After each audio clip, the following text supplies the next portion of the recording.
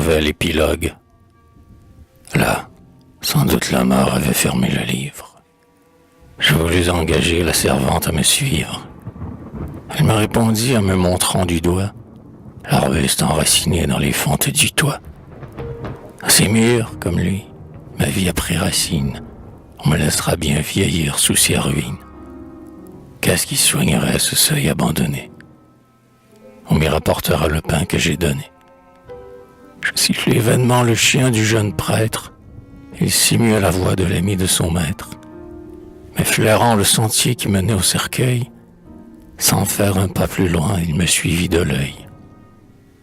Les oiseaux affranchis revinrent à leur cage, et je n'emportai rien de son pauvre héritage, que sur sa croix de bois son vieux Christ de laiton, ses feuilles déchirées, sa Bible et son bâton.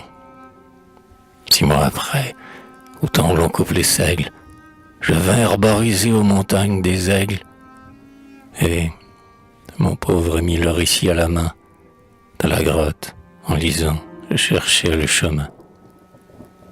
Du drame de ces jours, j'explorais le théâtre. Lorsque je rencontrai par hasard le vieux pâtre, je m'assis près de lui, sur l'herbe, au bord des flots. Nous causâmes ensemble à peu près en ces mots.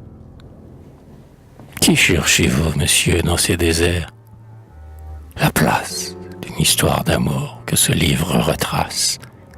La grotte où 2 enfants, sous les yeux du Seigneur, eurent tant d'innocence avec tant de bonheur. Montrez-moi le tombeau de la dame inconnue. Quoi? Cette histoire aussi jusqu'à vous est venue?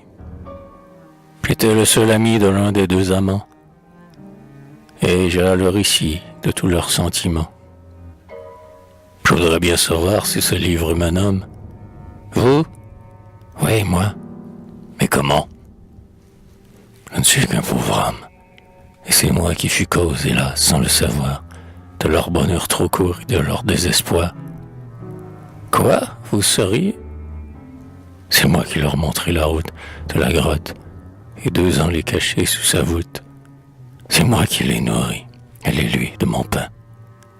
Tenez, voyez là-haut, au-dessus du sapin, à droite, un peu plus bas que cette aiguille blanche, vous suivrez le ravin comblé par l'avalanche. Par une gorge étroite, après, vous descendrez jusqu'aux rives du lac, bordées de petits prés. Et là, près de la grève où son écume flotte, vous verrez 3 tombeaux à 2 pas d'une grotte. 3 tombeaux, alors ici ne parle que de 2, le proscrit et Laurence, et leur ami près d'eux. Quoi? Jocelyn ici? Vous vous trompez. Lui-même, il repose en ses lieux auprès de ceux qu'il aime. Instruite, on ne sait trop comment, des grands secrets, quand Marthe eut tout trahi par des mots indiscrets. Ces pauvres paroissiens, par pitié pour son âme, rapportèrent son corps au tombeau de la dame. Et depuis 2 saisons, ils sont couchés tous 3 au lieu qu'ils ont aimé, et sous la même croix. Ah, vers ces 3 tombeaux, berger, menez-moi vite. J'aime à fouler le sol que sa dépouille habite, comme on aime à s'asseoir sur le bloc attiédi, où le rayon du jour à peine est refroidi. Allons, les jours encore éclairent la montagne. N'attendez pas, monsieur, que je vous accompagne. Pour la dernière fois, j'ai foulé ces sommets. Allez-y seul, mes pieds n'y monteront jamais. Avez-vous donc, berger, peur de ce coin de terre? Il se passe, monsieur, là-haut, quelques mystères que l'homme, encore pécheur profane en regardant. C'est comme un dieu caché dans un buisson ardent. Qu'avez-vous vu? Parlez.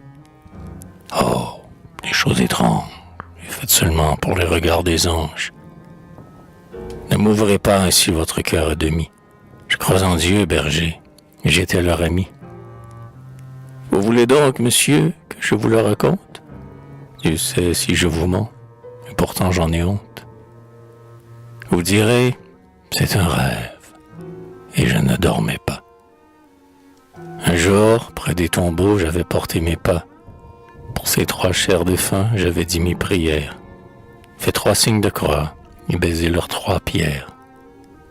Puis Puis, les yeux par mes pleurs encore tout obscurcis, non loin, au bord du lac, pensif, j'étais assis.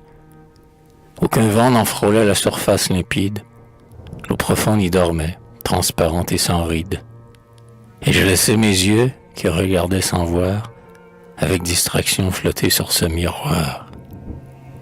La cime des glaciers avec ses neiges blanches, la grotte et ses tombeaux, les chênes et leurs branches, et le dôme serein d'un pan de firmament, tout s'y réfléchissait, clair dans l'éloignement.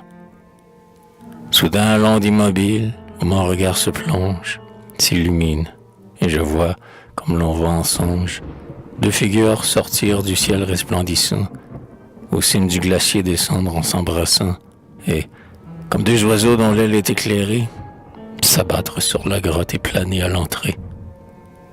Ébloui des clartés que l'eau semblait darder, sans haleine, j'osais à peine regarder, mais l'image dans l'eau s'éclairant à mesure, je reconnus, monsieur, l'une et l'autre figure.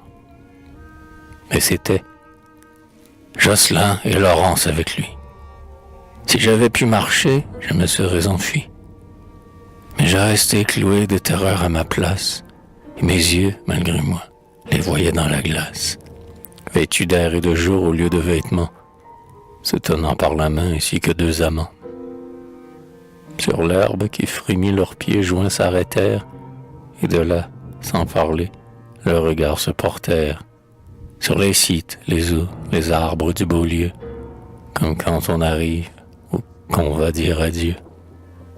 Tour à tour, l'un à l'autre, ils se montraient du geste, du temps de leurs amours, hélas, le peu qui reste, les plantes, les rochers, les chênes éclaircis, la mousse au bord du lac où l'on s'était assis, la source extravasée, les nids d'hirondelles, et la plume par terre arrachée à leurs ailes.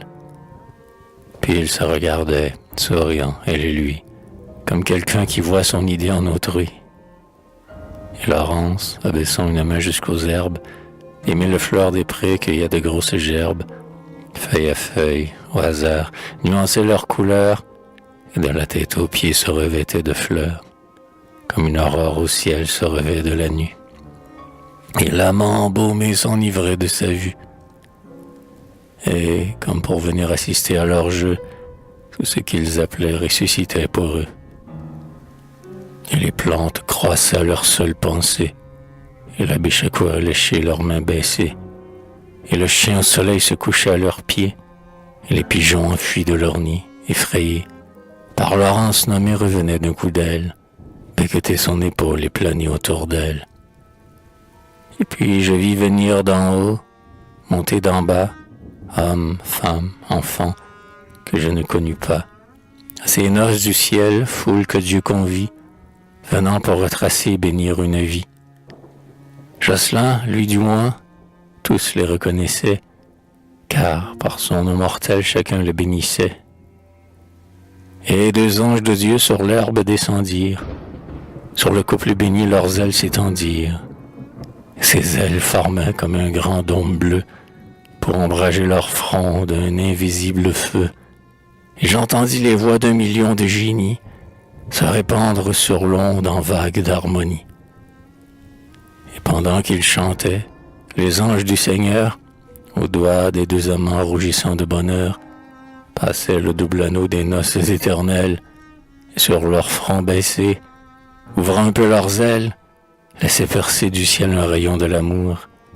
Et mes yeux, foudroyés de ce céleste jour, vers les deux amants ne formaient qu'un seul être, où l'un ne pouvait plus de l'autre se connaître, et dans un lumineux évanouissement, fondre comme une étoile au jour du firmament. Et comme, pour mieux voir, je détournai la tête, tout le lac frissonna du vol de la tempête, il roula dans ses bruits, avec solennité, Laurence, Jocelyn, amour, éternité.